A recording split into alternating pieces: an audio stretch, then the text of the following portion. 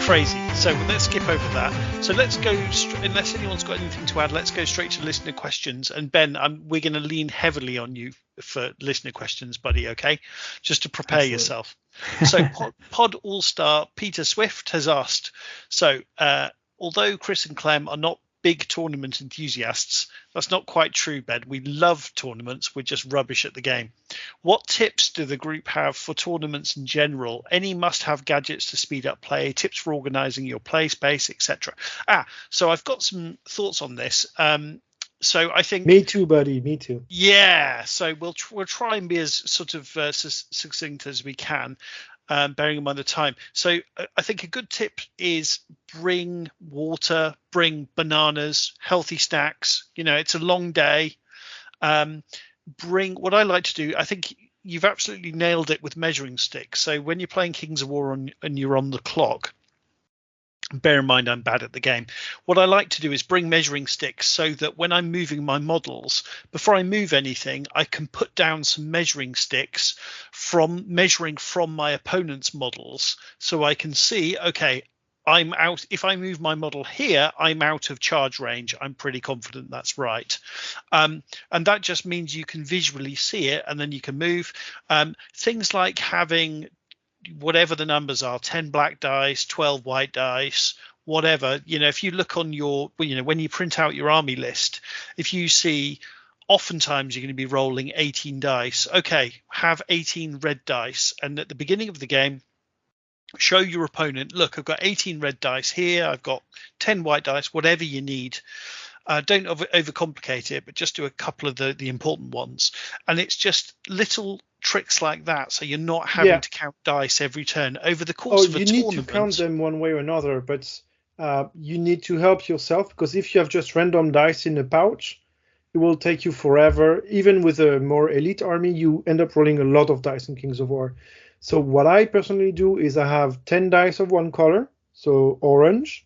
I have 10 dice of another color, that's black. And I have 36 dice, so, you know, the small cubes of purple dice. And it's transparent, bright purple. So completely different colors. You cannot mix them up. Confuse them. And I have a fourth color, that's a small red dice for wound counters. And same, it's a completely different colors. You cannot confuse them. And so the advice is, from 2 sets of 10 dice, you can do any numbers very easily. Do you need 14 dice? You grab all of the black dice plus 4 orange dice. Done. You need 18 dice, grab both colors minus 2 of one color, and so on and so forth. And it's very easy to always check, yes, I have still 10 black dice here, and I have 10 orange dice right here. So I know my numbers to do very efficient and very quick math. And so for the dice, it's very important, I think. There's two things we're improving, right? One is time, and the other one is a tournament is mentally exhausting, right? So if we can just reduce the load of the admin stuff that we have to do, you can spend more of your brain energy thinking about actual game tactics. And it really, little tricks like that really make a big difference. Guys, can we think of any other tournament tips? Of course, yeah. Oh, sorry, go ahead, Ben. Go for it, Ben.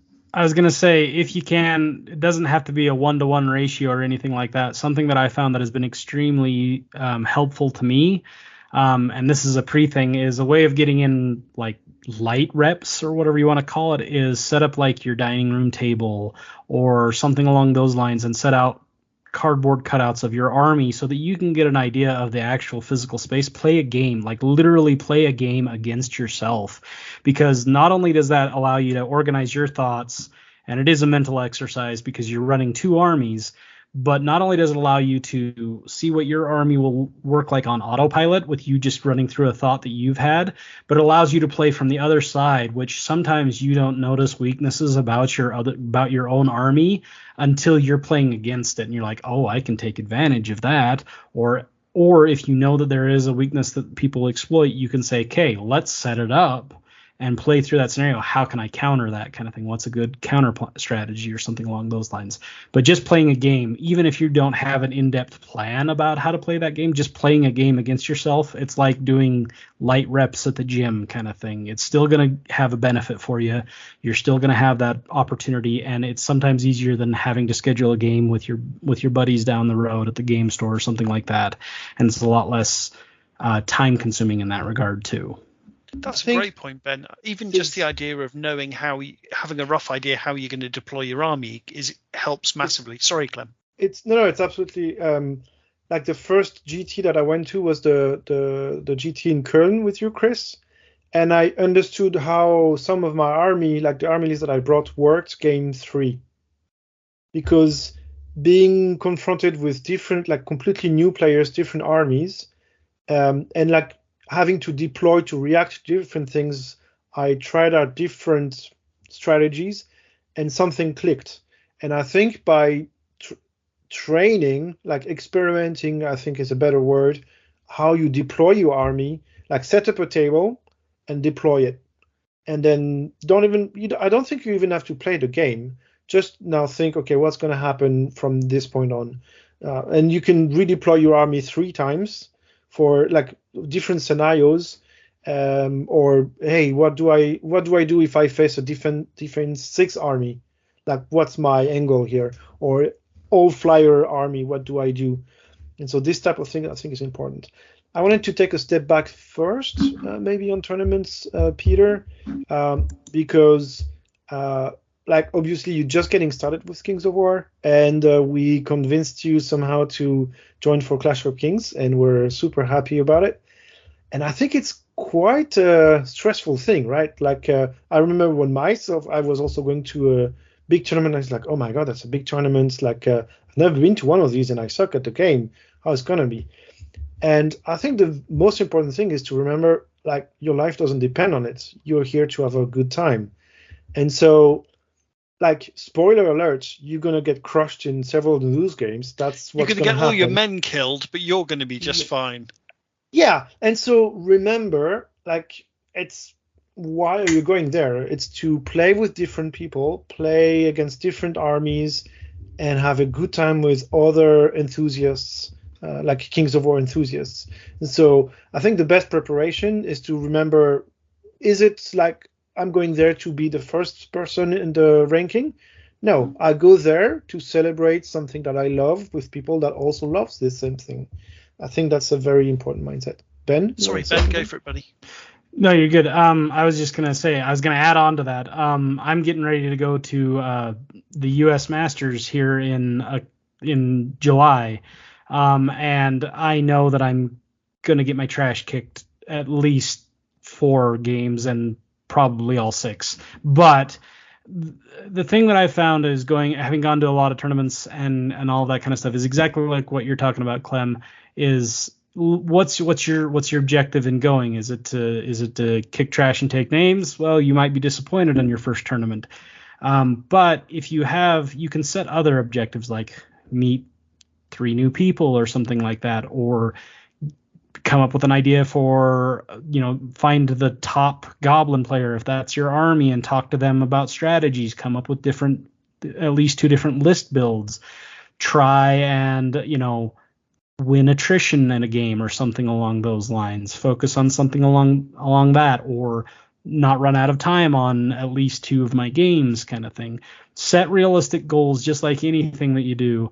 And that way you still have that sense of achievement, so you won't feel as discouraged when you end up losing your first couple of games, because for the most part, when you go to your first tournament, you're probably going to lose a healthy number of games, and that's okay, because that's not the emphasis, I feel like, in tournaments as it is in some other gaming systems where it's a very crunchy system, which isn't to say that Kings of War is not, or any of Mantic's games is not crunchy in its own right, but there aren't the gotcha moments, which is what makes this such a pleasant game to play. There's still the tactical area without the gotcha moments, so building those goals that you have so that you still feel that sense of accomplishment at the end of the day, even if you don't do as well game-wise, I think is an important aspect as well.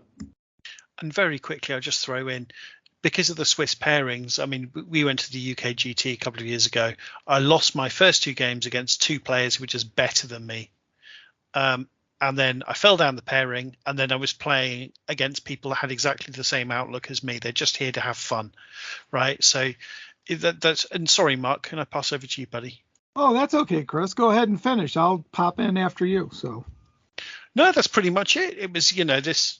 You lose a couple of games, you fall down the pairing, and then you're paired with an incredibly nice Irish guy called Kevin, who's just drinking a beer, and you just laugh at each other's misfortune. It's great. So, I mean, the Swiss pairing will get you a match with people with a similar skill to yours.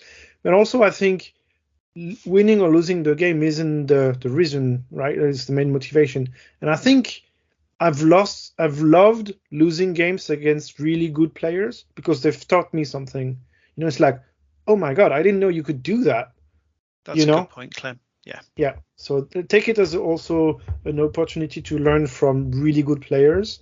And, sometimes they will even maybe give you suggestions or give you feedback, or you can talk to them afterward, like in the evening or stuff like this. I think that's a really good opportunity. So my tips are, number 1, don't be afraid to lose. I came in last place at the inaugural Firefight tournament over at Adepticon. I got the wooden hand grenade. I have lost multiple times, and that's because I tend to play 500-point games with my son mostly.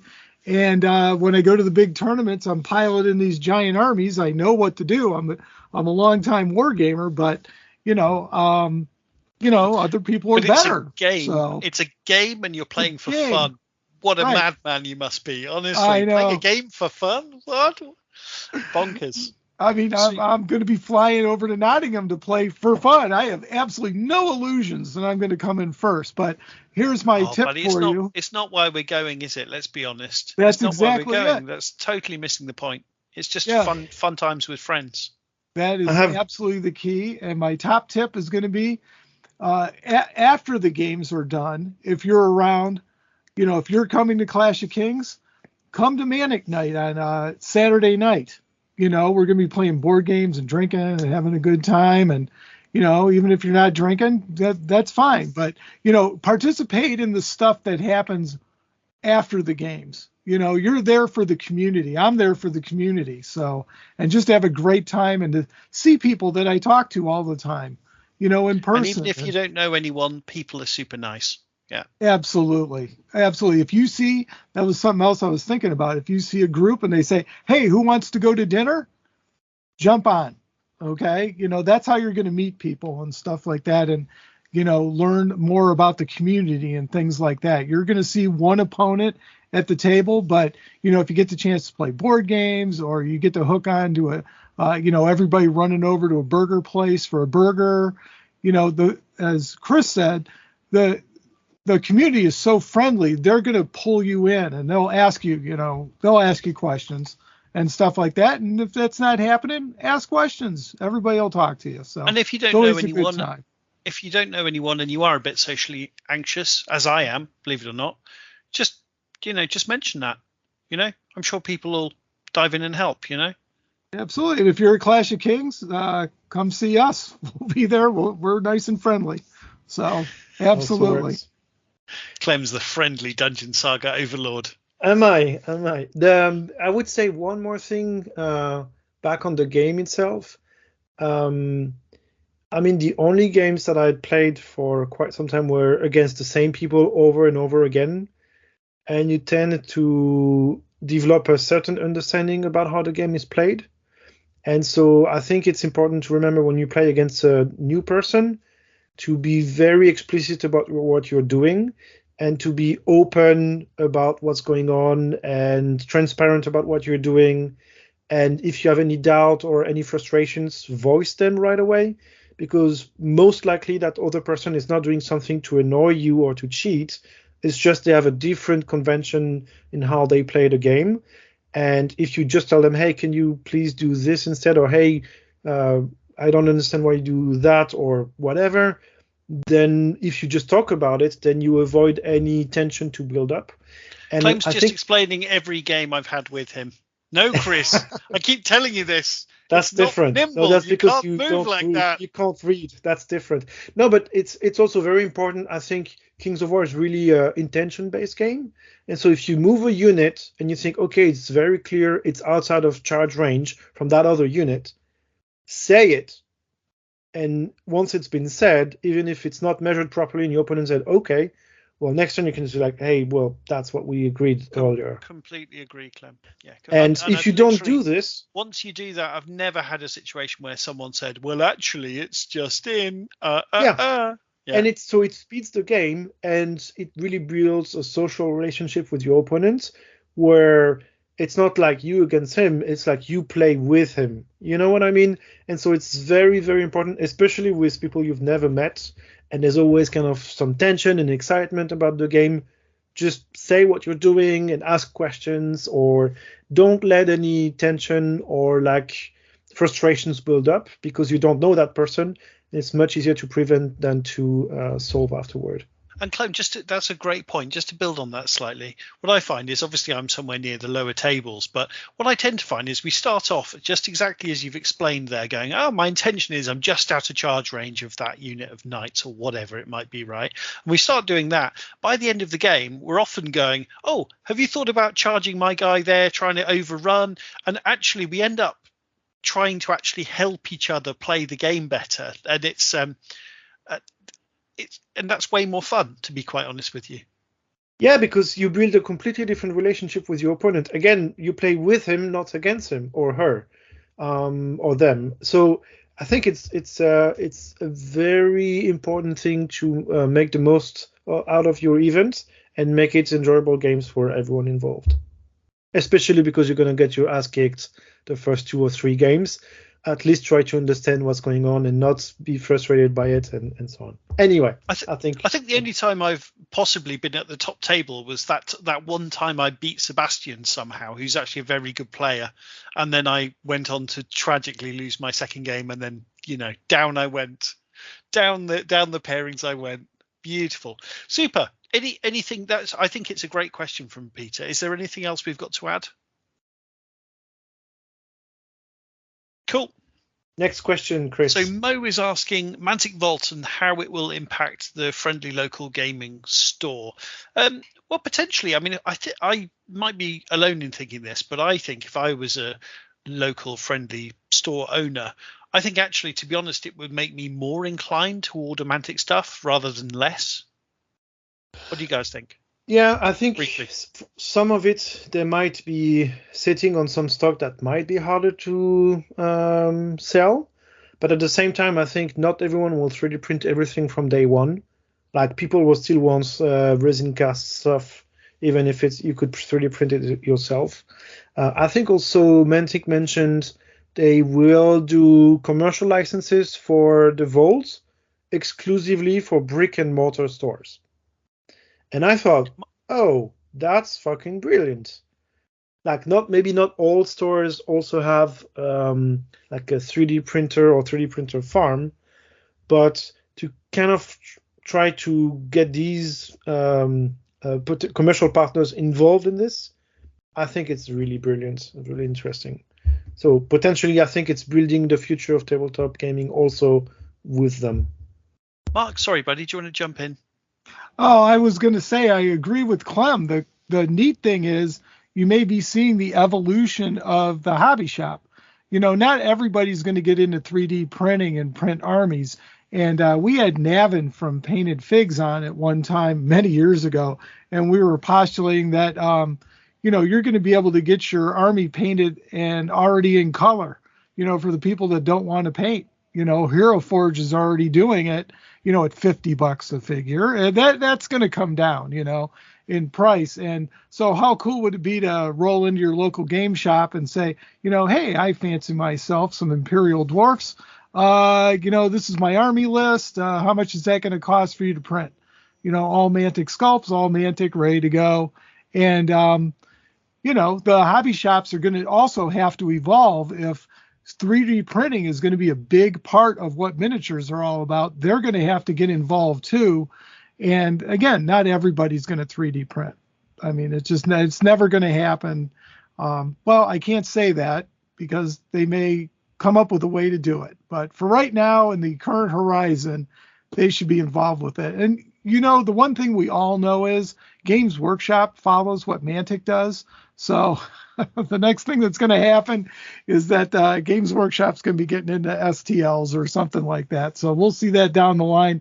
And I think that is what would really kick the stores into gear for getting it. But, Rob's local store, War Room Hobbies, they have a printing service. So kaboosh, they're going to be able to get their stuff printed for them right there. Funtainment in Berlin also, they have printers. Where we did the gaming day, Chris?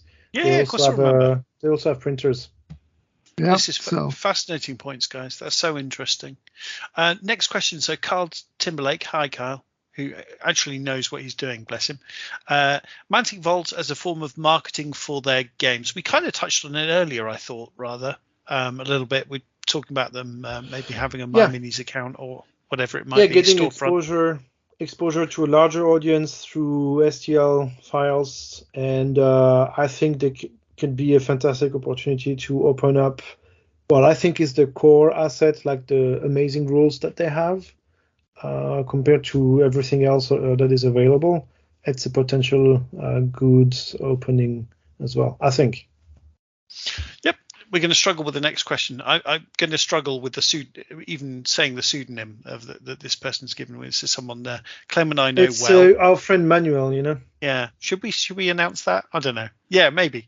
Anyway, it is Numer Salmalain. I've no idea how to pronounce it. Would love to hear what you guys think about the recent Night Stalker rules changes in Kings of War.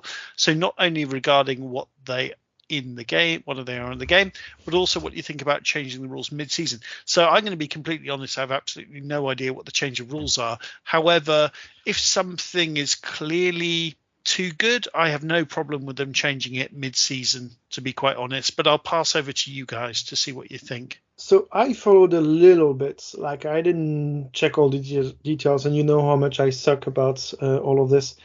I think I completely understand and support Mantic's position, and I like the one update a year, but if they release new models, I'm happy to see, let's say, better rules in the companion app, and then solidify everything in the yearly edition, because then it gives them a wider window to release new models, and I'm happy to see new models from them. And then on the rules themselves, well, I think people love to complain about stuff, like, oh my god, like the new whatever are the shooty butchers, they're so good compared to boomers, that's so undercosted and so on. Yeah, well, maybe prove me wrong, prove it. Sorry, Ben, do you want to say something, buddy? Yeah, I was going to come in and kind of like I can see kind of both sides where they're coming from a little bit. Mostly in that I definitely agree. I think Mantic should be able to produce. That's the whole point of the Mantic Companion. And honestly, the price of the Companion is peanuts compared to pretty much any other game where you have to pay for source books and all of that kind of stuff. The cost of a subscription, while I understand how that could be irksome to have to pay a subscription fee, I understand that, but it opens up so many avenues for things like this. On the opposite end, I can see how having something change mid-season, especially for the competitive side of the gaming and not just the narrative side, but halfway through the season having this new unit that's come out, even if it's been play tested. The problem, even if it's been sufficiently play tested, playtesting is done in a vacuum, and there's always going to be something that's not seen when it's actually brought into the full game itself, which can be exploited. Now, that could be countered easily by quickly updating through the companion once more any adjustments that they see, if anything is egregious to the extreme once it comes out. I think a good compromise might be is rather than one single update a year with the Clash of Kings, having it be like a quarterly update. That way it wouldn't require Mantic to wait an entire year to come out with models that they've developed and have this giant wave of new stuff that people don't have enough time to, one, salivate over and pick at and look over and get excited about. But that also gives 4 opportunities throughout the year, or however many times they want to do it, to be able to update things in a significant way. And where it's streamlined through the companion, that makes it easier to accomplish, if that makes sense. And also allows it to have those course corrections if necessary, and allow Mantic to be able to push their commercial aspect of advertising these new models and these new ideas and these new styles of play through their companion app. Mark, do you want to add to that, buddy? Well, I guess I'm a little torn. One of the things is, when the Big Red Book came out, it's like, well, we're going to have this book for 2.5 years. It's now obsolete. So I totally get the Mantic Companion. I subscribe to the Mantic Companion. I love the Mantic Companion. But I could see how some people are cheesed off about that, happening. So, the book is basically obsolete at this point. Most of it's still good, but, the whole goal was you only carried one book to the bookstore, to the hobby shop or wherever you're playing. And so.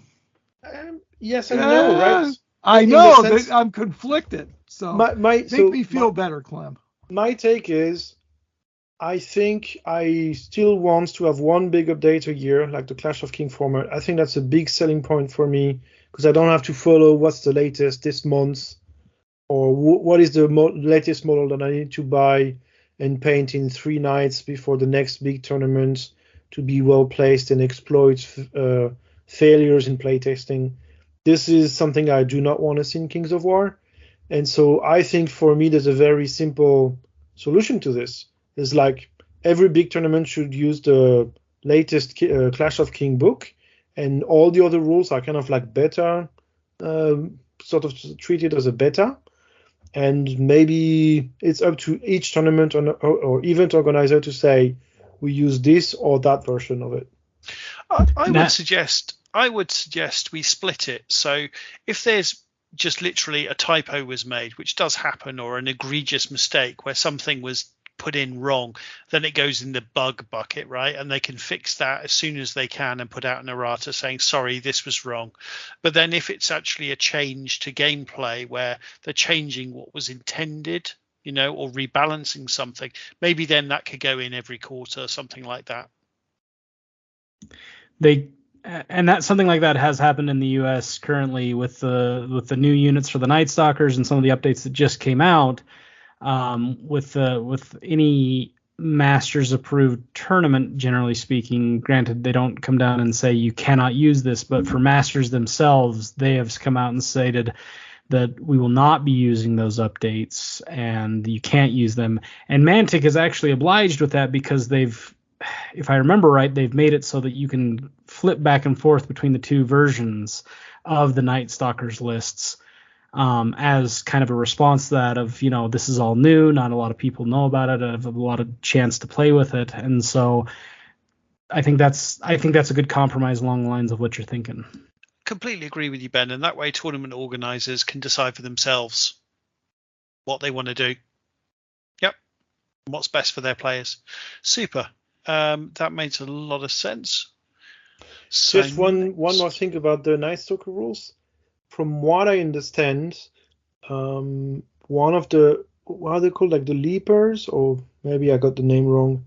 I think the Reaper models, they have a variant build, and I think these guys have a different rule, like a new mechanic that doesn't really exist in the game. Yeah, there was a couple of them. There was one that they borrowed from the Firefight, which I think it's Firefight that has the advanced charge where they're able to charge on a counter charge or on a first charge or something like that. They have a +1 to hit or something along those lines. That Correct, was for yes, if it's non-hindered charge, exactly. Yeah, and so they'd put that onto the Shadow Hounds, and then the Leapers, I forget their names too. The variant that you were talking about, they all have edge telescopes, so they all count as visibility of being one higher. So I think those are the two new rules that they've introduced as kind of like let's test the waters and see if this works. Oh, you're muted, Ben. There's a little controversy about that. Didn't they do some special rules or something like that? And so it's new keywords, right? So new keywords too. Yeah. I think there's a balance. It's kind of a difficult balance to find between changing nothing to the game, and it's the good old game we all know and love, and finding new improvements and variations and keep it fresh. And I don't know. I mean, I haven't tried any of it. Obviously, I haven't even read the details.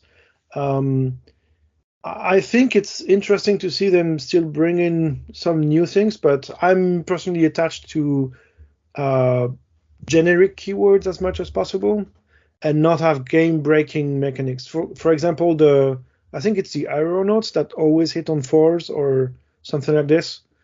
I don't like it. I don't want to see rules like this. I also don't like it.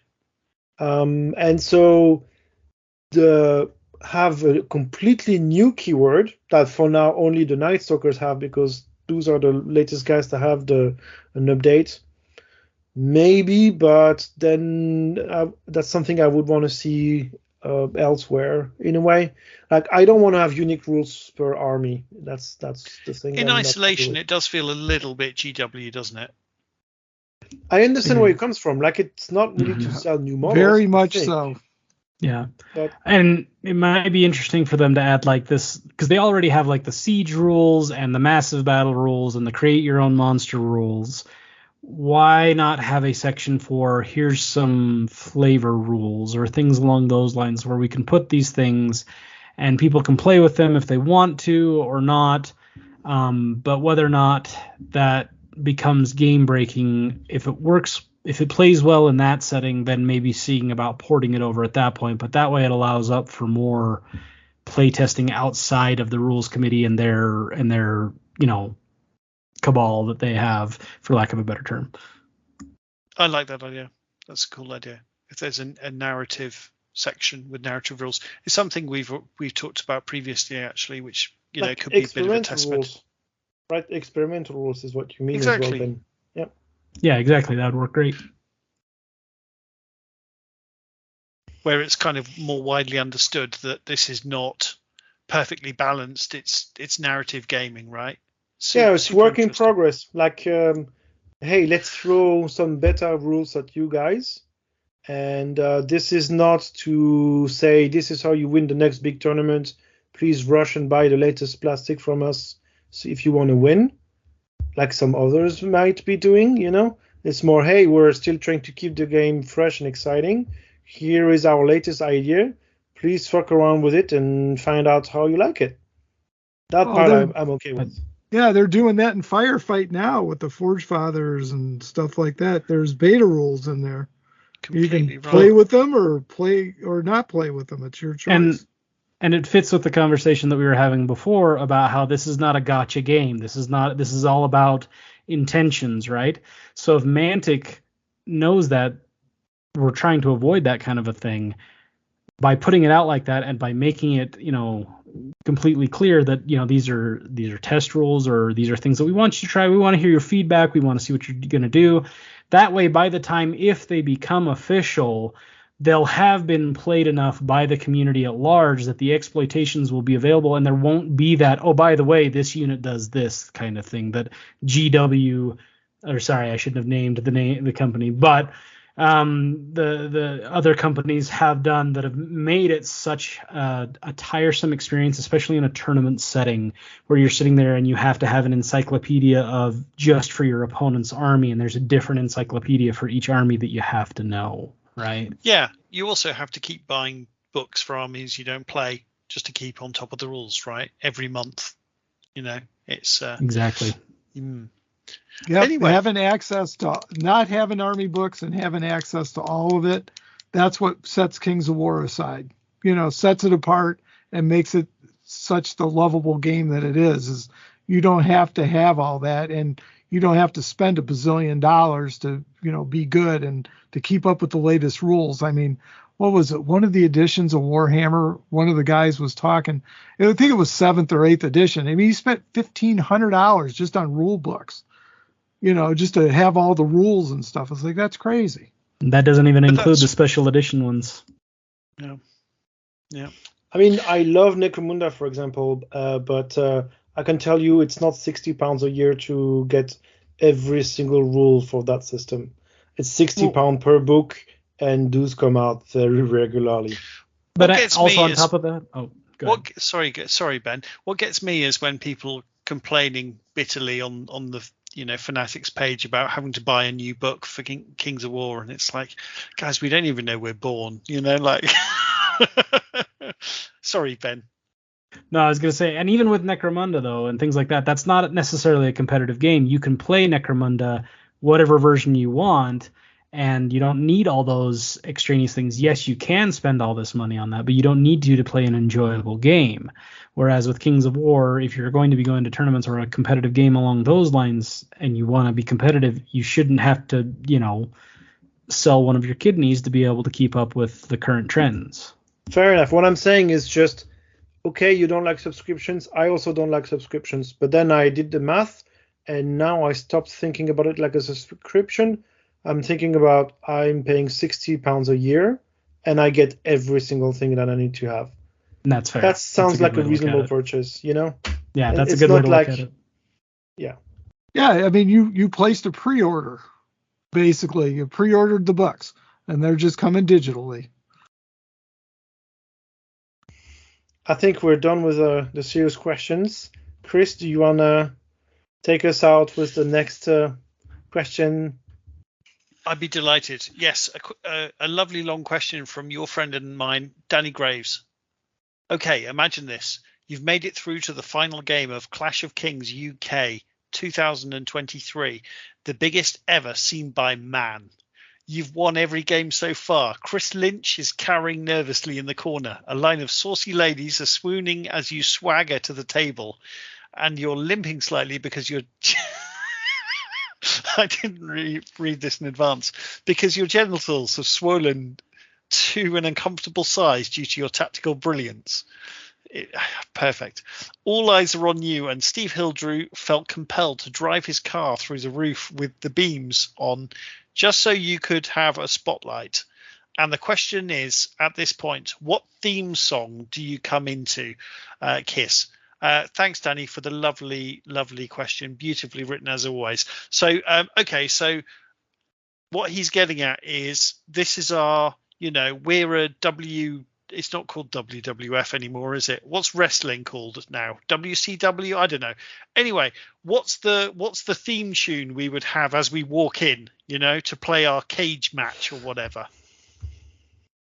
Yeah, I mean, Chris, you've posted first, so what did you choose and why?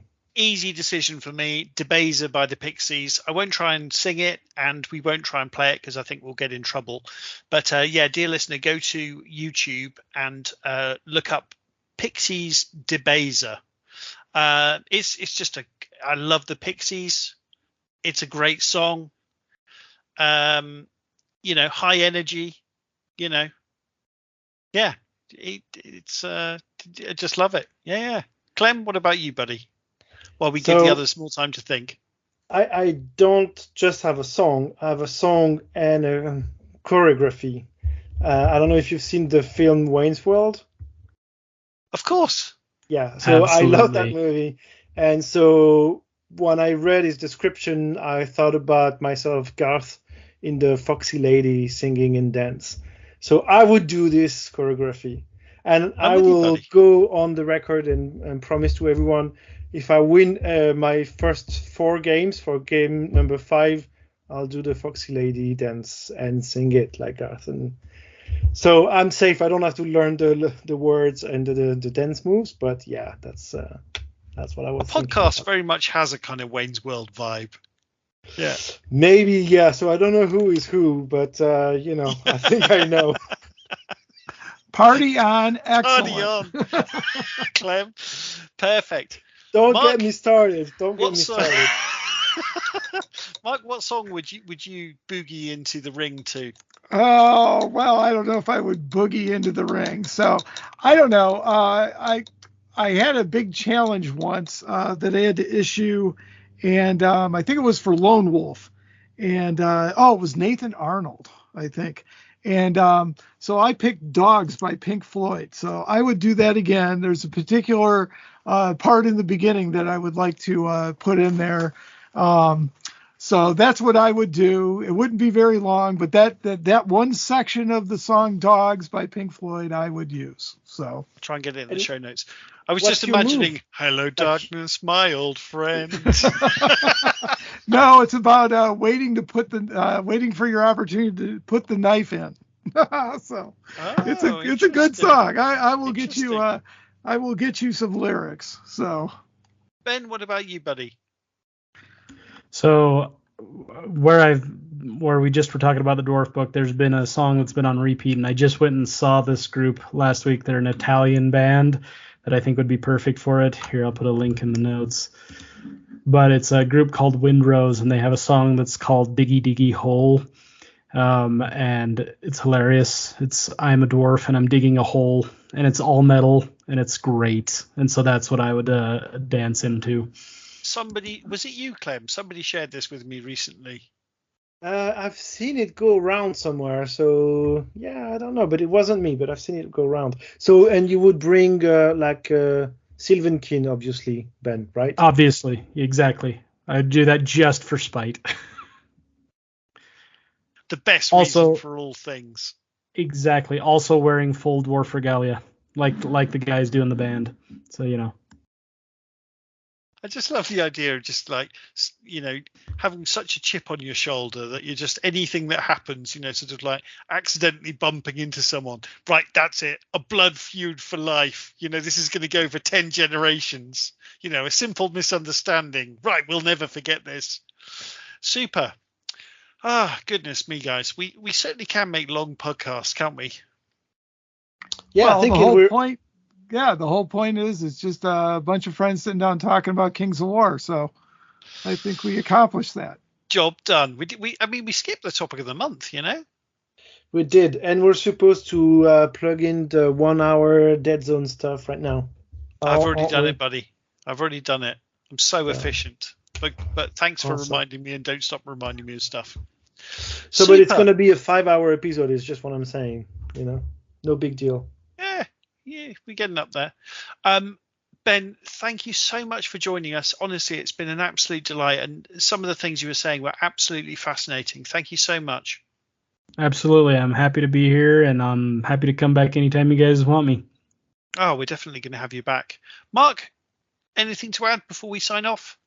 No, it's been a long one. To everyone who has made it to the end of this podcast, I salute you. We call them the 20%ers, right, Mark? So 20% of our listeners actually make it to the end, and they're our real fans, right? I claim. No one else. They just come, they listen for 10 minutes. We don't care about them. It's people with long commutes. That's all. Yeah, Chris, you might want to think about breaking this one into 2 parts, my friend. So. Yeah, and yet. That would take work.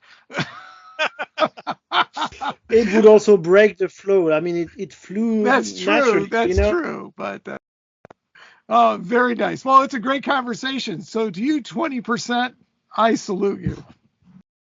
Okay, dear listeners, Clément here. What follows is an older recording with Claudio and Volker talking about Deadzone in Germany. Looks like we lost a few seconds of audio at the start of this recording, but hopefully we'll still enjoy hearing Volker tell us all about Deadzone. And have fun. I'm 45 years old. I live in the same city as Claudio, Regensburg in Bavaria.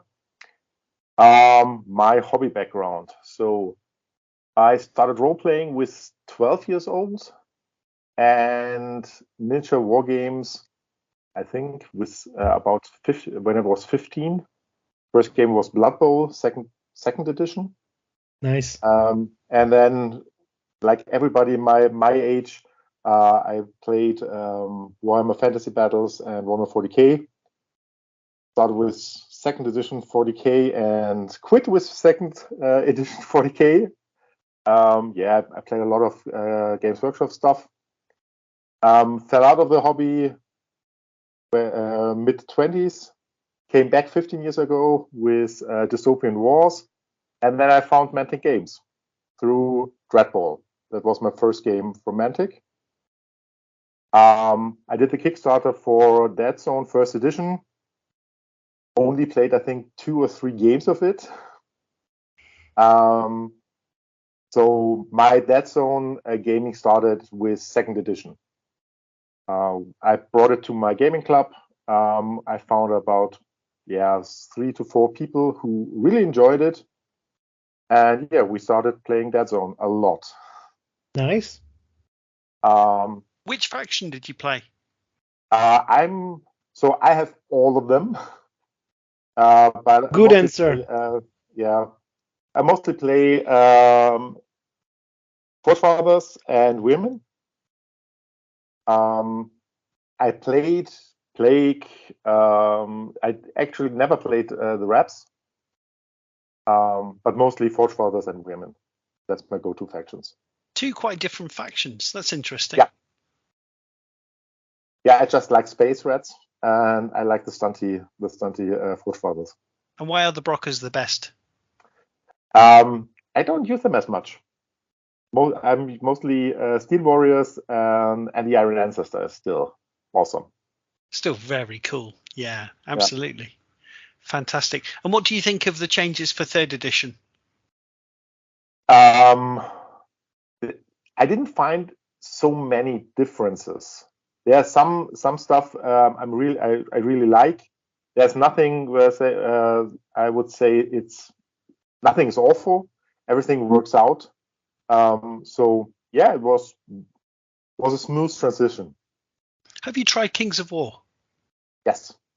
We lately started playing Kings of War, and now what's it is called? The smaller one. Ambush? Vanguard? Yeah, Ambush. Yeah. So the same people who play Deadzone with me is now starting playing Kings of War. Fantastic. But so, what's the gamer group like? Like, is there an active Deadzone community in Regensburg, or? So my gaming club is actually a Magic the Gathering club. Like 80% is Magic the Gathering, but they had a starting back in I think 2017 monthly board gaming night. That quickly became a weekly board gaming night, and I'm the one who is responsible to bringing war games to the club. So I started with Bushido, Walking Dead, and then Deadzone, and now through the pandemic we now have our board game and wargaming night every Saturday, and we play. Lately we played a lot of Firefight and Kings of War. Year before a lot of Deadzone, and a little bit of everything. Is that just people have now painted up enough models they can play Firefight? Actually, we play with a lot of gray models. So really? I painted up now about five armies for Firefight, but the other people, they are not so keen into painting, so we play with a lot of unpainted models. It's tricky, isn't it? Yeah. It's tricky because, of course, you want to encourage people into the game, but it is cooler playing with painted models. Yeah, so if I try to get people into the game, I bring models, so they have painted models. That's not a problem. Nice. And why don't you tell us a little bit? Because let's be honest, Claudio, I think he was trying to take the credit, but I think really you did all of the actual work, right, Volker? Yeah, probably. So back in 2019, I think it was, I organized according to T3, the first official German Deadzone tournament. That's cool. Really cool. Yeah, we had there were 8 people, 4 from our club and 4 from around our city. One was Claudio, who already also won the tournament, and it worked out quite well. So I did another one in the same year in autumn. I think it was September. And then I wanted to do another one in 2020, about Mayish. Yeah, and then everybody knows. We all know what happened then. Yeah, Corona hit. Containment protocols locked in. Yeah. And the rules here in Germany were quite strict. So I could have done it in the beginning of in the end of 2020, but I would have to get between rounds. I would have to get everybody out of the room, disinfect all the terrain and stuff, and that's just a hassle for maybe 6 or 8 people. So yeah, it took till last 2 weeks ago when I did my third tournament with 14 people. Clem and I actually went to the UK Kings of War GT in Cardiff during, peak COVID times. Okay. We were only there for a couple of days. We still had to post off COVID test results, and obviously we were all masked up and everything. It was still fun, but of course it was challenging, shall we say? Yeah. Amazing. And so what can you tell us about this tournament? So did you do a Swiss pairing system? How did you organize it? So the first 2 tournaments was just a Swiss pairing with 8 people. That's ideal. I did little trophies for first, second, and third, and I got my red lantern for the last, and he got a new set of dice. So maybe he will not be the last one in the next game. And this time I used a Swiss pairing with tournament points. So I took the rules for the tournament from the Adepticon tournament. So you get tournament points for winning the game. You get tournament points for having models in the opposing deployment zone, and you get tournament points for killing the opposing leader. So just to spice it up a little bit. That's really cool. And then even if you're losing badly, you can still try and claw back a few points somehow. I really like that. That's cool. Fantastic. And which scenarios did you go for? Okay, so I haven't wrote them down, so let's see if I can get them. We played Deep Strike. Oh God. No worries, buddy. They all. Or maybe Claudio can remember them. Just played them. Hey ho. Stag. Thank you. Can you hear me? We can hear you, buddy. Do you remember which scenarios you played at the tournament? You asked a bit too early. I was already opening my my rule book to look them up, because if I see them, I will remember the names. Because so I think we will get to that in a minute. No worries. Maybe we can just move the conversation on while you subtly look. Fantastic. And how did Volker? How did people? Were there any factions that did really well or really badly, or was it very balanced? I think it was pretty balanced. So we didn't have all factions. I think there were no reps and no nameless. Boo! There was quite a lot of enforcers. We have two people playing Mason Lab. Filthy. Filthy Mason Labs. Yeah, you played them too. I remember. If I remember. We had I think we had GCPS.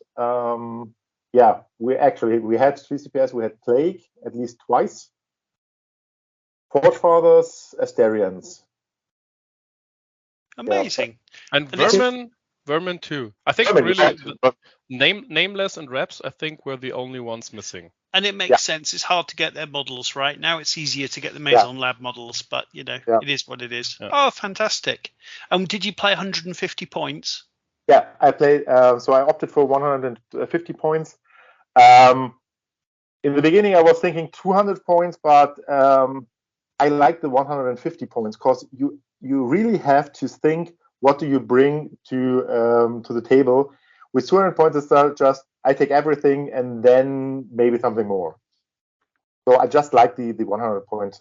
200 points, you can take 2 big monsters or whatever, can't you? Whereas 150, you have to make difficult decisions, and you won't be able to do everything, right? That's the thing. So if I look at my list with 150 points, for me it's like, do I bring an Iron Ancestor or don't, or do I not? Do I only play with 6 models, or do I take 2 or 3 Steel Warriors with me? With 200 points, it's just I take an Iron Ancestor and get what is left. So yeah, I like the 150 point bracket. Amazing. And how much time did you leave for each game? So about an hour, and a couple of minutes, because we had people who had to leave early. So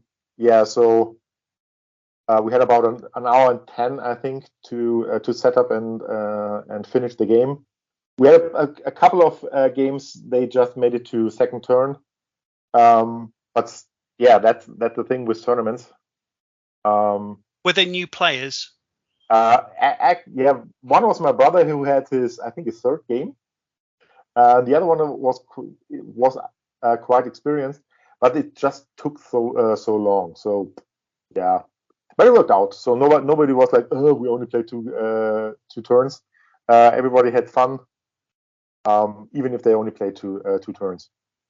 Yeah, I think those who didn't finish or were a bit more far from the finish line knew why it was. They took their time at the beginning, asked more. So I think it was a bit more their own fault, so to say, if you want to pin it down. And I think everyone knew. We had the timer at the wall. We knew what was going on when the last round came, and so on. And with 150 points, at a certain point, it really goes so fast because you only have 3 troops. You don't have to think about it. You know you have to kill the leader to get your tournament points and to get hold of your maximum you can get out of it now. So it gets really fast after the first turn. I think, and while I'm with your list, buddy, with your cyborg list, buddy, I think all of your games were finished by turn 2 anyway, weren't they? Good question. No, I think I had one game with 3 turns, but it was a bit of a mop-up action, like getting the breakthrough in the end because I couldn't make it faster.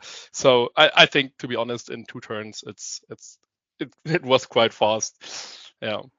So I have the scenario names right now if you want me to. Yes, please, buddy. So I think Volker already said that Deep Strike was one of them. Yep. So that was I think the 3rd we played. Then we had Invade, the one with the 4-point objective on the other side. I think Divide and Conquer, where you have the 2-point objectives on the sides, and where there's 4, 1, 2, 3. What was the 4th one? Oh, I'm on a loss. I usually spend ages looking at the different scenarios and then go, let's just play Patrol. I know where I am. I like Patrol. Patrol's just good. Roll for them. Yeah. So I think we had 4. I thought I had 4 too, but apparently I don't. We had so also Invade. Did we have Scatter? No, I don't think so. crazy ones? No. It's Okay. cool. I'm sure if I open your T3 link, I will find it before you guys do. There is nothing on T3. Then no. We didn't know the. It's plausible deniability. You know, nothing's written down. Now I know. It Only was cash, the one with no the cards. gas cloud. Area denial.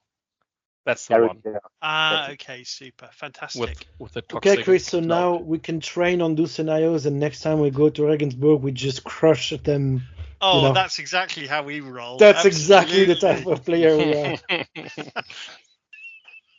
Yeah. Oh, The thing with this 3 is actually the first tournament back in 2019. I actually put up on T3 with no response at all. So I didn't bother for the second and the third tournament. I think But people came. That's the important thing. Yeah, it's the first point. But then I think it's important also for us, if you want to try to bring up more of a community to show these events outside of our gaming groups. And I mean, I'm saying this, and we haven't advertised any of our events from the Berlin Gaming Club, so we're kind of in a bad position. But we're thinking about it. I actually did. So I put it up on the Deadzone Fanatics, the Deadzone Fanatics Germany. The last one I put in the companion app. Right. So I did advertise. I'm not sure if anybody from Deadzone Fanatics had a second thought about. Most of my the participants were from, I think, the Deadzone Germany Facebook group and my own club.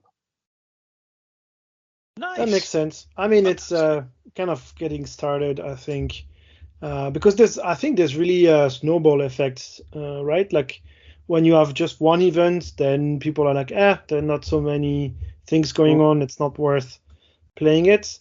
But as soon as you reach a critical mass, then I think people start playing a lot more, and maybe some people will travel a bit more. And so I hope that's what we will achieve pretty soon for Speaking of which, Clem, that is a perfect segue. So the 22nd of July in Idstein, which is about, we're going to say, 3.5, 4 hours away from you guys. So it's between Frankfurt and Wiesbaden. It's in that kind of area. It's a small town called Idstein. It's the perfect place to visit for the weekend. It's beautiful. There's a shop there called Yoda's Data, and we'll be having, on the Saturday, we'll be having a Deadzone day.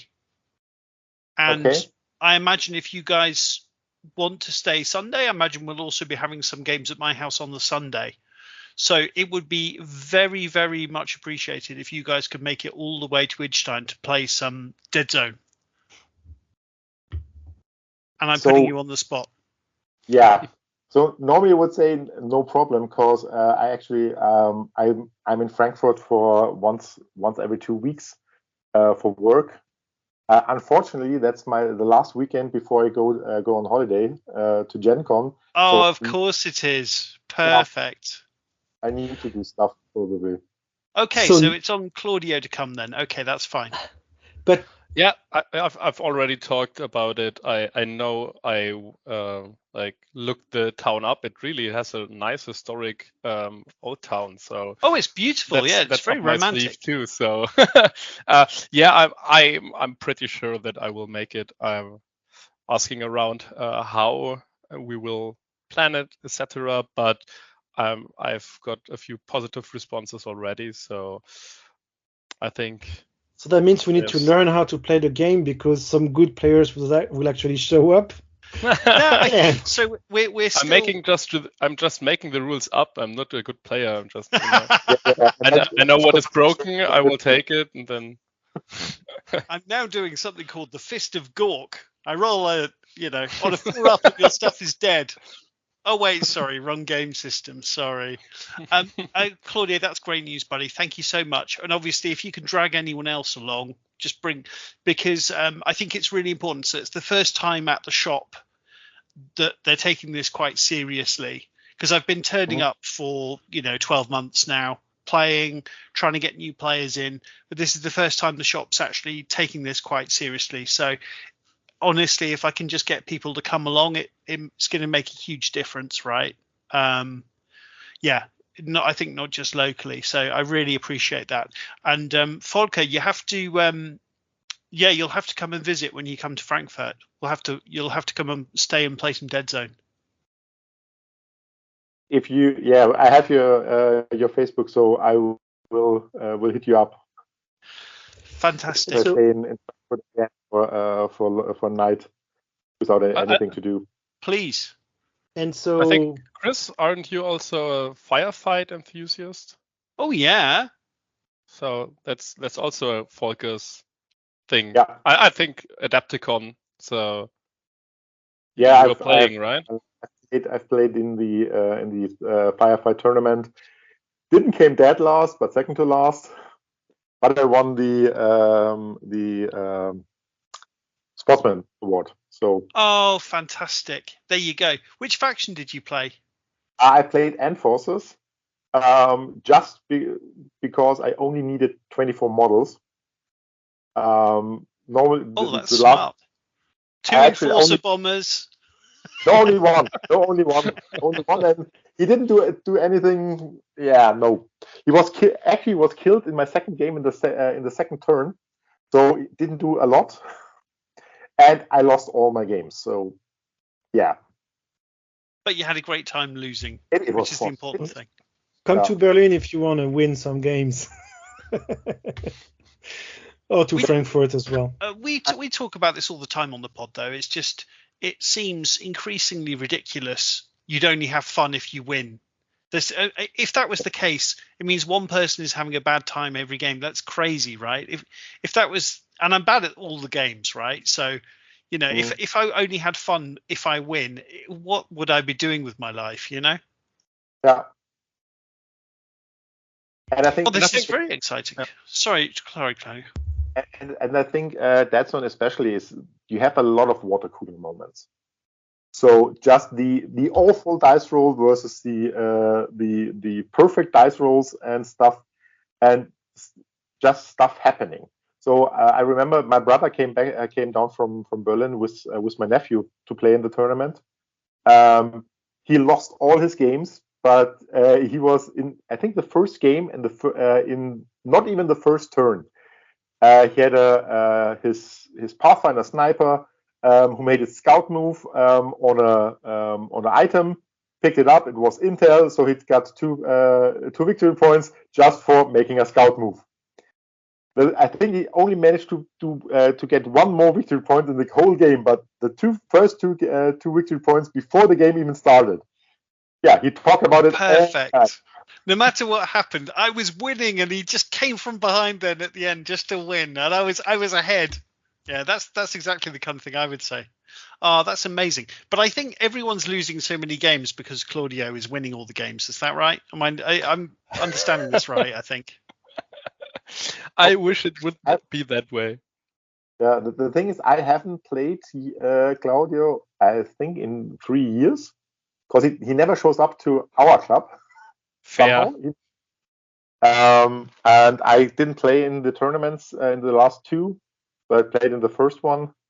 So no idea how he actually how his winning streak is or isn't. So yeah. I think the before COVID there I was at the club a few times, and then with COVID hitting up and personal time a bit less on my side, it was a bit forgotten. But I vow that I will come there more often, and I have a few friends of mine who want to do that too. So hopefully we will arrange that, and then you can test me. And to be honest, the list I was taking, I played the list a few times before the tournament, and then I played other 150 point lists because I knew, okay, I like that, I will take that. I can change up a few games. So those other games didn't go well at all. I think I haven't won one of those other games with, I think, Asterians, Plague, GCPS, whatever you can imagine. So I think it was just my strong list, and I knew what I wanted to do with it, to be honest. So nothing to fear. But also, I think it was quite simple in terms of your tactics, right? You just run up and smack people. So I think actually, if you go to a tournament, and even if it's a bad plan, if you have a plan, you kind of just get moving. I feel like that's a big advantage, even if it's not a decent plan. And we also, just to change the subject massively, guys, we have quite on the pod, we have quite a lot of manly beard talk. And I'm going to say it, Volker has the best beard we've ever had on the pod. And obviously, the pod is an audio medium, so this will mean absolutely nothing to the people listening. Sorry, dear listener. Volker has a magnificent beard, so people will get to see it at Adepticon in all its glory. Is that right? Probably, yeah. Next year again. Or the next Deadzone tournament in Regensburg, if you already have plans for it. Yes. I'm actually planning. I don't have a date so far. Sometime in October or November, probably. Sounds good. I mean, we're starting a slow grow in Berlin for Deadzone, and we have about 10 people. And so we should have a bunch of people with a ready-to-go strike team like early fall. So that would be a good match. So claim you hire a bus and go, hey, who wants to go to Bavaria?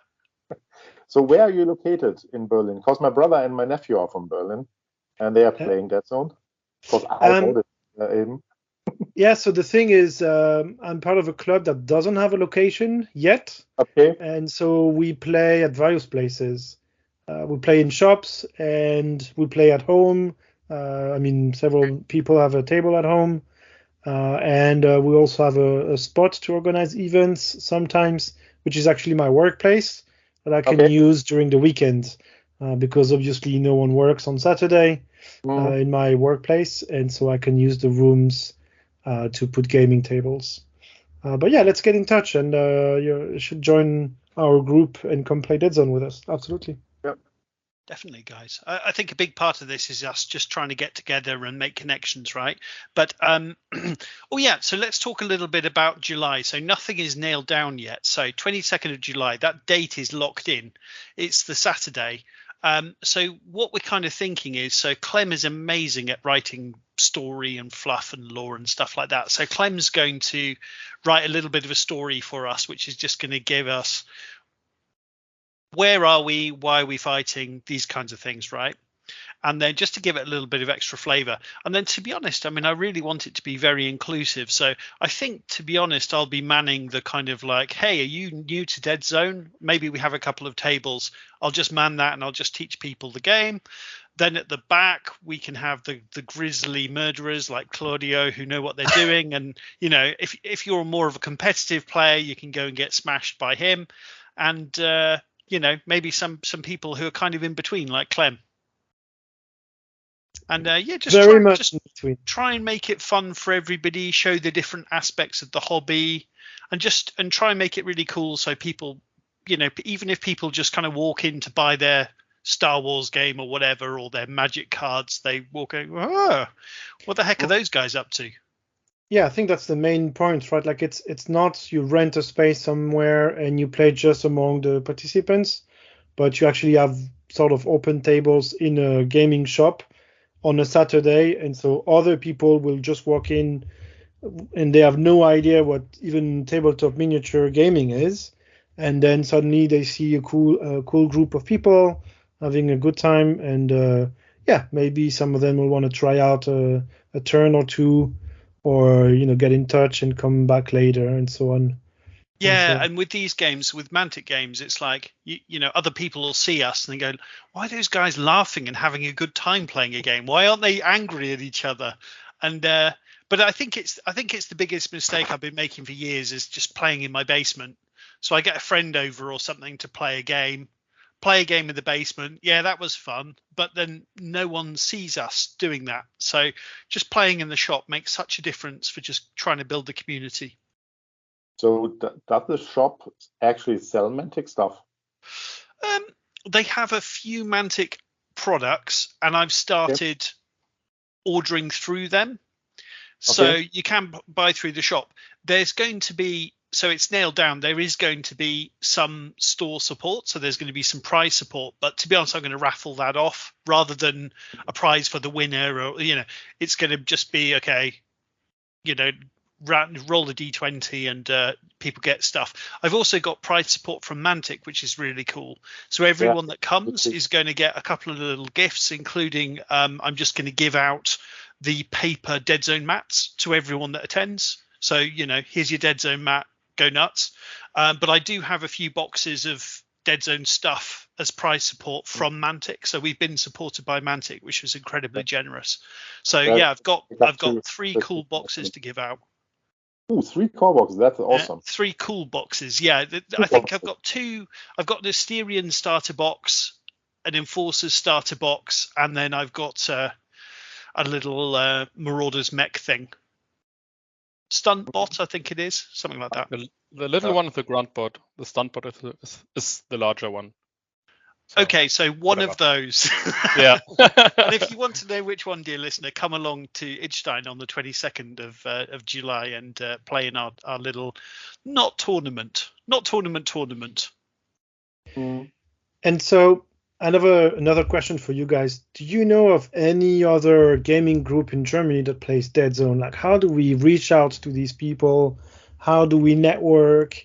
And how do we organize the community, like the German-speaking community, even if we're not speaking German right now, but you know what I mean? So I don't know about any community as such. It's mostly single people like Claudio or Rupert in Munich.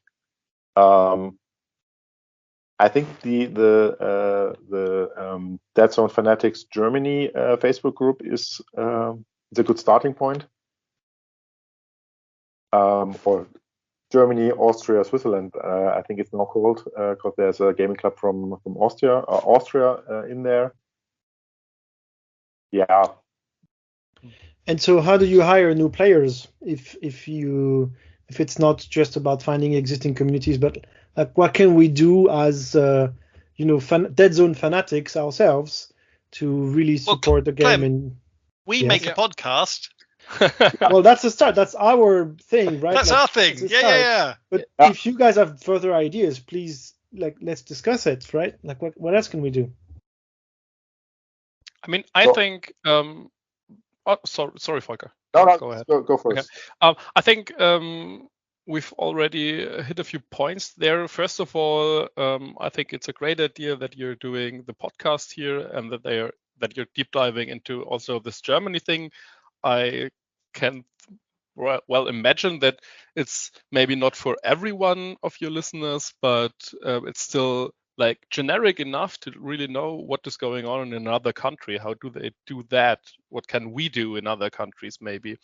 And I think, as Volker said, the German-speaking group, there is, I think, from Linz, a group in Austria who are playing since years.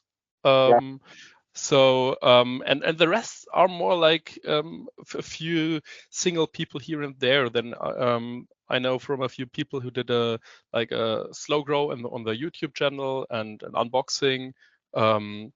Tabletop Basement is the YouTube channel who got hyped for 3rd edition, and I think a few players in Germany picked the Deadzone starter after that, or at least that's what I read, like in Facebook groups like the Tabletop Network. I think I talked about it last episode.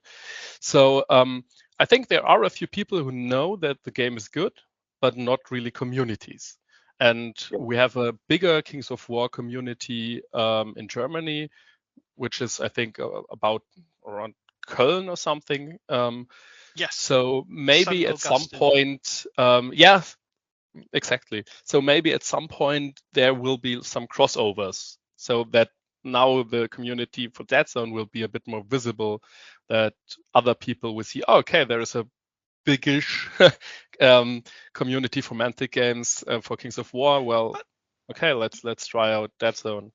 There is those guys you mentioned, Claudio. They do have a sci-fi Mantic WhatsApp group, but it is, to be honest, it is pretty quiet. One of our good friends, Manuel, is a member there, and I think most of the time he's playing Deadzone or Firefight, it's with us, it's with me and Clem. So I don't think it's played so much locally. They're very aware of it. But to be honest, I mean, if we can make something happen among ourselves, we've got Clem and his friends in Berlin, we've got me and my friends here, and we've got you guys.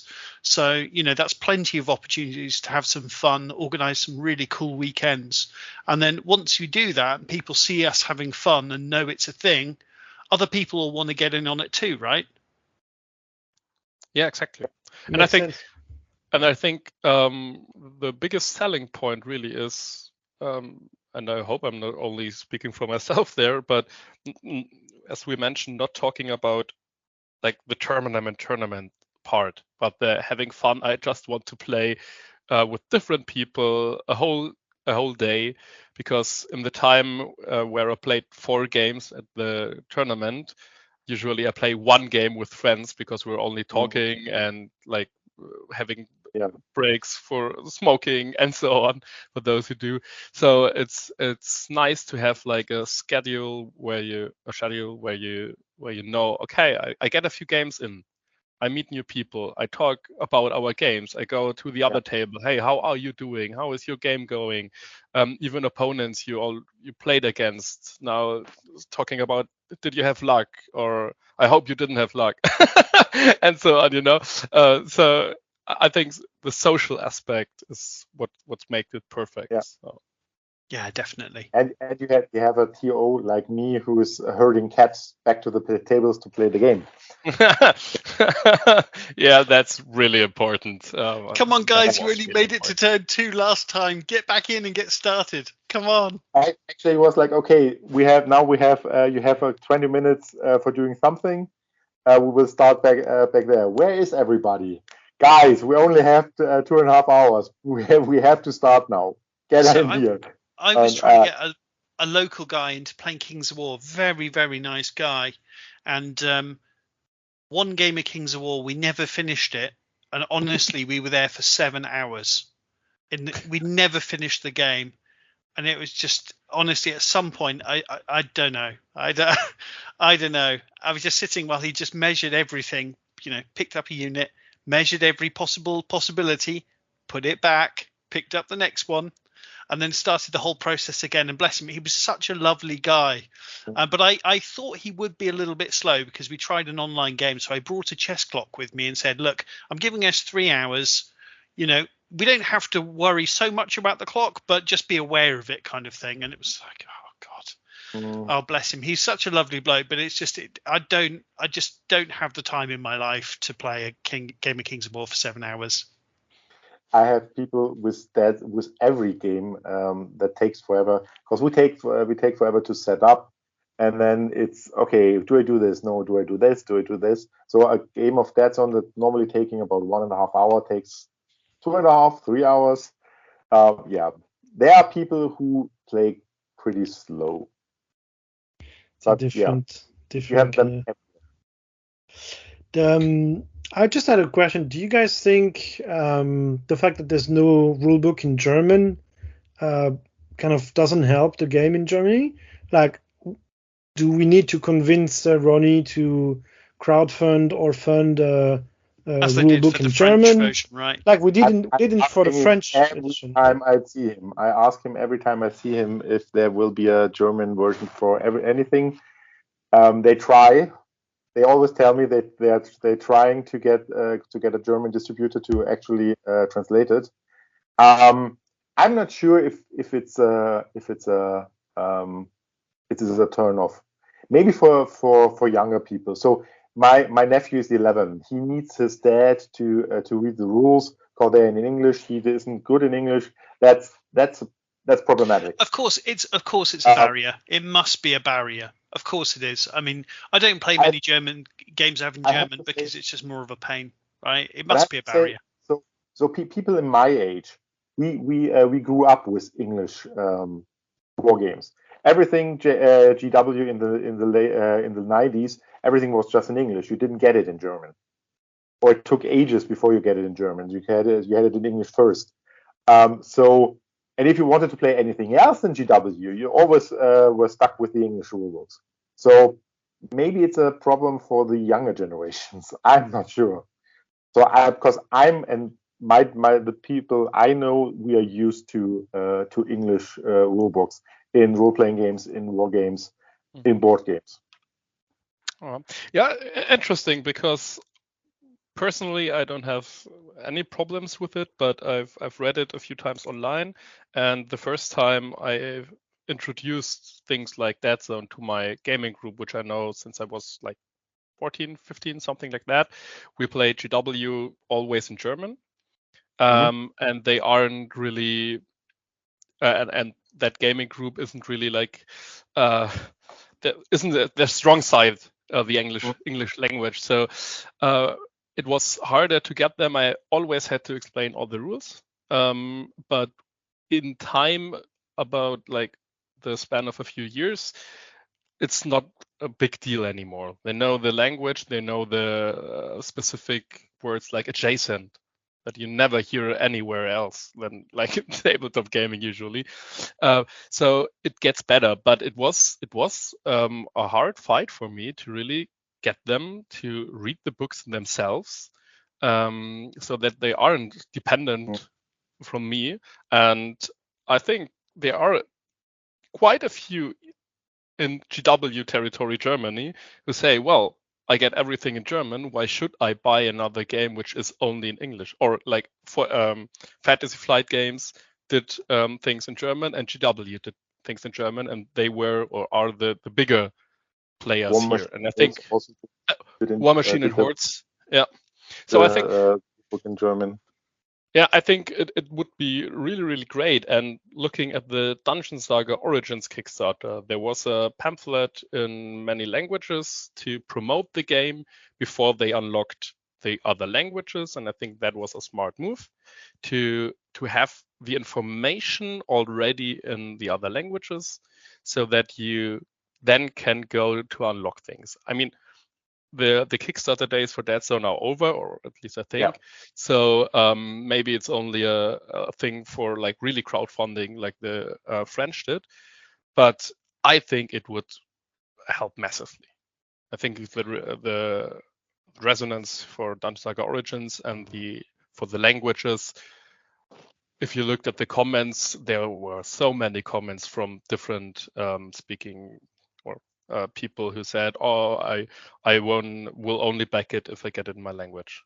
I mean, that's an entry point level, but I think Deadzone is also a game that you can play with younger folks. We also had like I think 2 younger players at our tournament in Regensburg. So and they play well, you know, because the game itself is so easy to learn that they can concentrate on playing well and thinking about tactics. So yeah.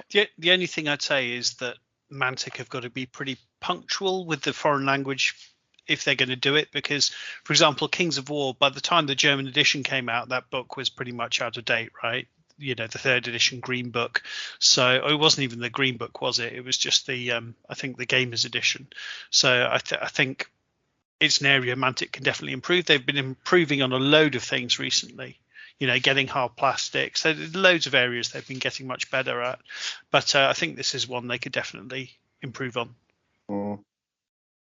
Problem is an English company. Nobody is. They have to source it out to get it translated, and everything costs money.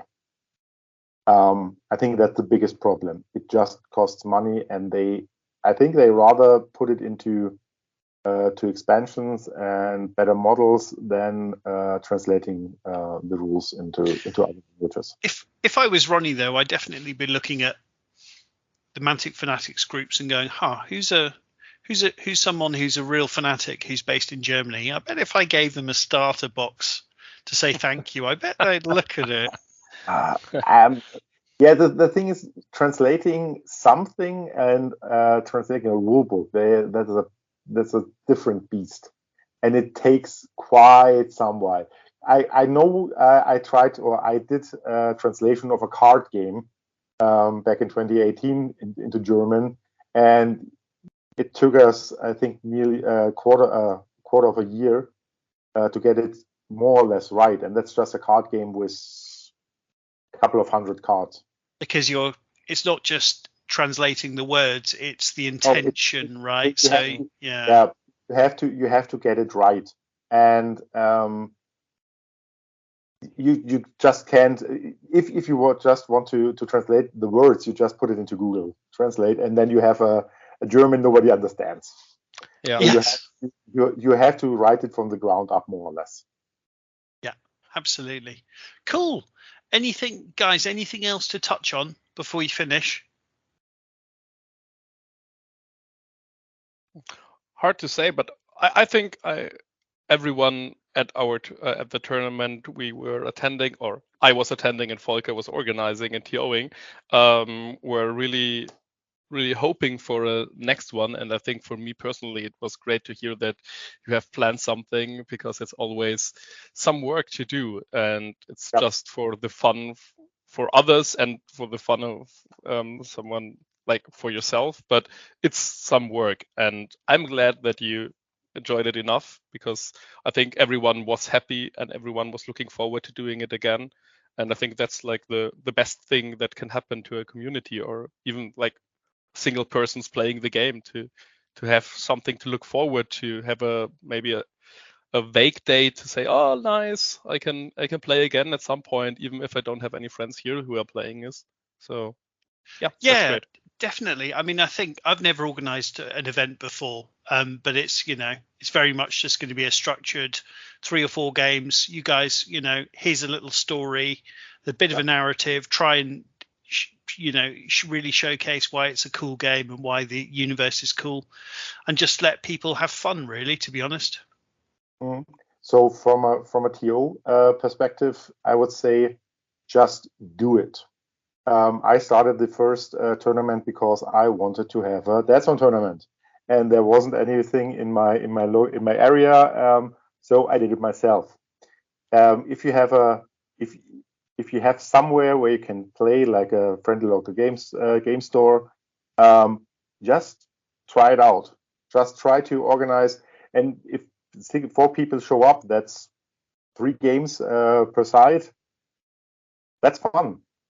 You don't have to do a lot for prize support. You can just do, like, starting off with I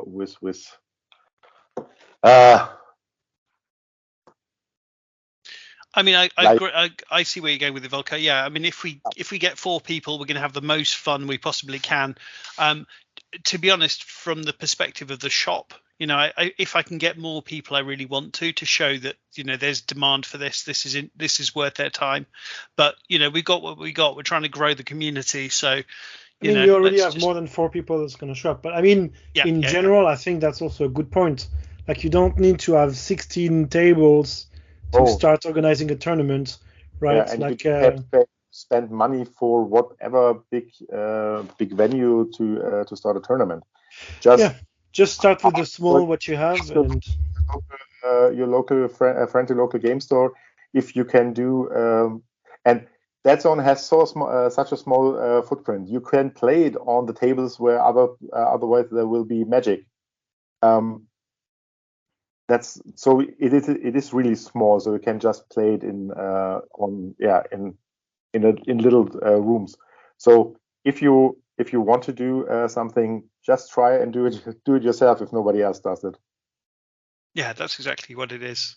Cool. Claudia, anything to add before we finish?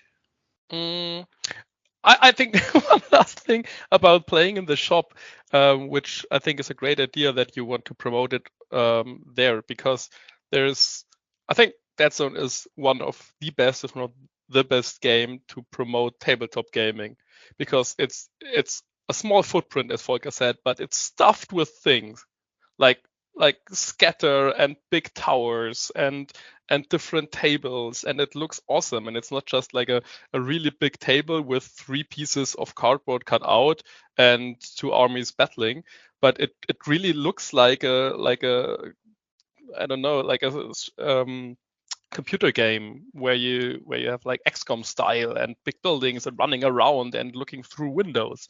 And if you don't know anything or only know a few other tabletop games, I think it really works well visually. And then having people playing and having fun on top, I think it's a big selling point. So, and you only need to buy one box of models and paint 12 models, and you're playing something like that. Absolutely. Yeah. That's what I said of a friend of mine, and he just bought like 3 Firefight boxes worth of enforcers and has more painted buildings now than I have ever painted in 10 years. So it's only one little box. Don't worry, guys and gals. Yeah, exactly. The first taste is free. Clem, anything else, buddy? No, that's all good. I'm just excited, looking forward to the next gaming days or tournaments for Deadzone and Firefight. And looking forward to travel a bit and to welcome you guys to come play in Berlin. And make some new friends. Yeah, amazing. Cool. Thanks, guys. That was really fun. Thanks for having us. Thanks.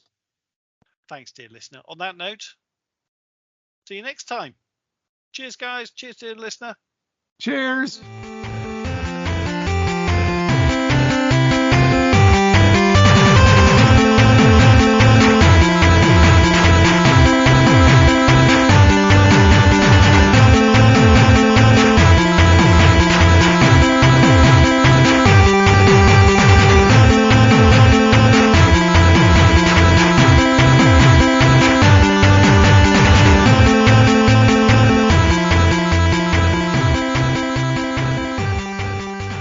If we miss something, it's the Mup charm, That's if people want to listen to a competent podcast, they're free to do so.